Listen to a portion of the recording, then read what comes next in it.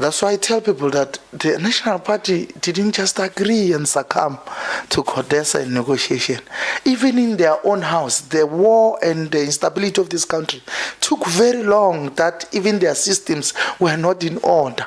The house was in tatters, and there was, where there is an oppressive system, there is even lack of trust among comrades, and the duration that the country stayed in a state of emergency, it had to turn it into a police force, and a police force, police state, and a police state, it rules by brutality, and not everyone, no, in the white society was a collaborator and agreed with apartheid system and National Party.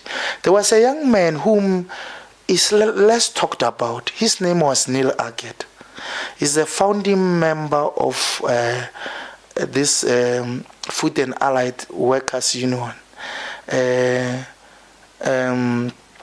He was a doctor in Paraguay, a medical doctor by profession. And he assisted even in the formation of COSATU. He was an activist of note. A white Afrikaner, Neil Aggett, who died in the hands of, brutal hands of apartheid special branch, killed in John Foster. But he was an activist from 1979 up until his death, assisting workers in Fetis and Moni's factories to organize themselves, and understood the ideas of the ANC, and affiliated himself freely with the ANC, and he suffered and he died. Now, it was not like white society was united behind the issue of apartheid. The way, I mean, if you see a 28-year-old doctor, medical doctor, who is a middle class, doing well, could serve the apartheid government of the National Party and play a large role in it, and continue with the segregation that was happening, and took a decision to say, I'm gonna be part of this struggle of the people. And it breaks my heart on how white activists are treated now in the ANC by some people who think they are radical and want to distort the role of white South Africans that played the role in the struggle for liberation of this country. So they were called neoliberals at some point. Yes. I don't know what are they called now, because the rest of the Democratic Alliance, the DA, are neoliberals. The family of anti-apartheid activist Dr. Neil Aggett says it's a disgrace they've had to wait 26 years after democracy before the reopening of an inquest into his death. Aggett was found hanging in his cell at the then John Vorster Square police station in Johannesburg. In February 1982, he was the only white activist to die in detention. The hearing got underway in Johannesburg High Court today. For more, we're joined in the studio by SABC News reporter on the story, Nozintombi Mia. So Nozintombi, as we've mentioned, 26 years after the death, what were the main representations from both sides? So it was 38 years after it's been 38 years since he's died. 26 years after the onset of democracy. Yes, wonderful. And there was actually initially an inquest that took place months after his death in 1982. And this inquest, it spanned months. And it was found by the then magistrate that the suicide, it stood, and they tried to paint Dr. Neil Aggett as somebody who had suicidal tendencies, and that, you know, he hung himself at the John Vorster Square because he had mental issues. That was the picture that they tried to paint. And the magistrate at that time then ruled that there was nobody to blame because it was a suicide. And obviously his family was extremely unhappy with this. You'll recall that George Bezos was one of the lawyers at the time. He was a senior counselor for the Aggett family at the time. And he'd said that he'd never seen something that was such an injustice, a contravention of justice at the time. And now the family is able to go to the courts and say, this is the evidence that was presented initially, and we're hoping that you as a state in a new democracy, a transformed South Africa, a transformed judiciary, will be able to come to a different conclusion, because some of the evidence was glaring. 17 hours just before his death, Neil had written a statement, an affidavit, and submitted it to his lawyers, and he'd said he'd been assaulted, he'd been mistreated, he'd been electrocuted, and that statement has gone missing. Like many other documents, you say, there are lots of missing gaps, missing information. Exactly, and this is what the attorneys for the Aggett family were saying, that it's inconceivable that there was no crime scene. There were no documents that detail the crime scene. There's been no post-mortem, even in the first inquest. And, that document, that statement that Neil made hours before his death, detailing all the horrors he'd gone through 70 days of captivity, at the John Foster Square, was not there. And they're saying that this is the information that needs to come to light, and they're struggling to get the information. The police investigator who's been investigating this information from mid-last year said he was battling to get information from police records. He's gone to the National Archive, he's gone to the Wits archives, he's even used some of the SABC archive of the inquiry at the time. And he's saying that he's able to get a little bit more information about what happened outside of the policing sector, and the police are just not coming to the party.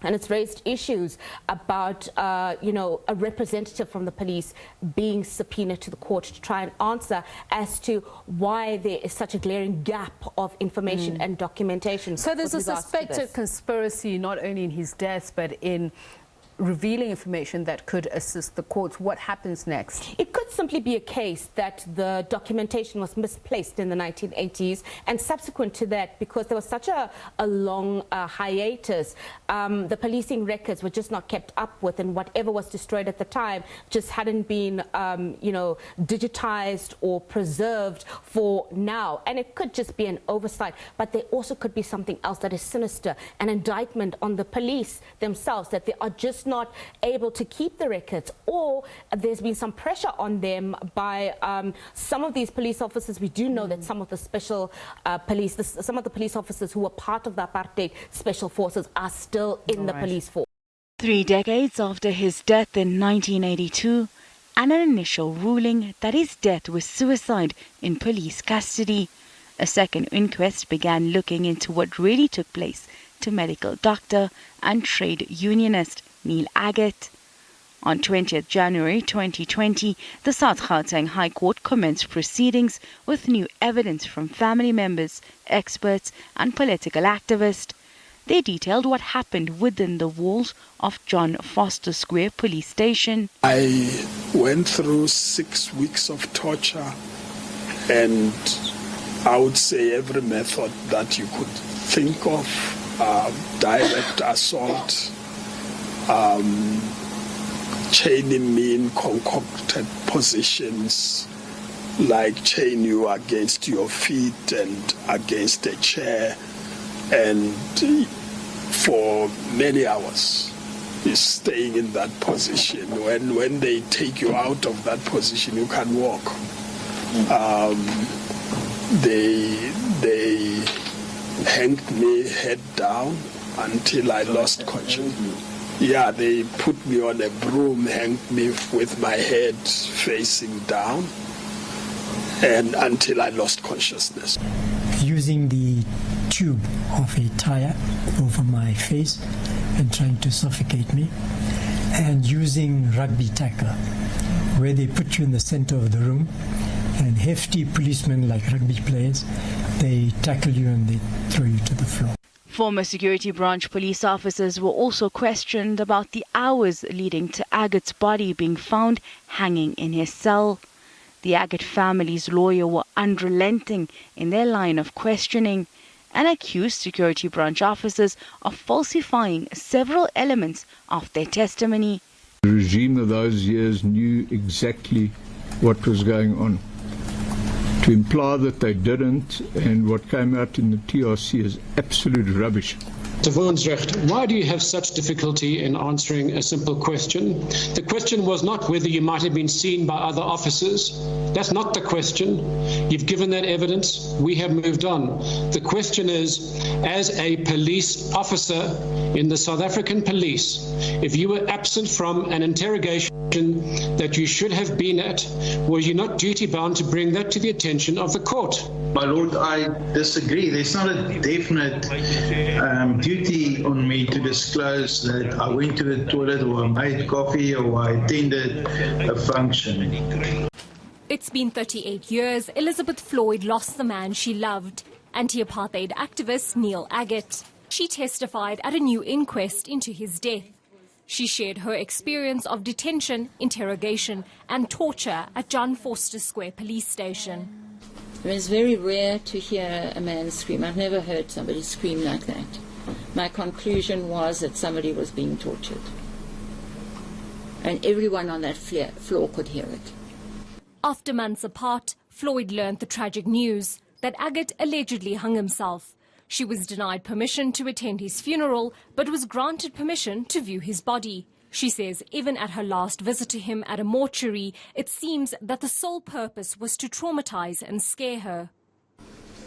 He was positioned quite awkwardly. His neck was tipped up very high.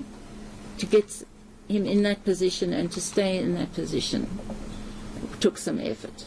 So somebody in the mortuary had positioned him that way for my visit. There's no way that that position was normal.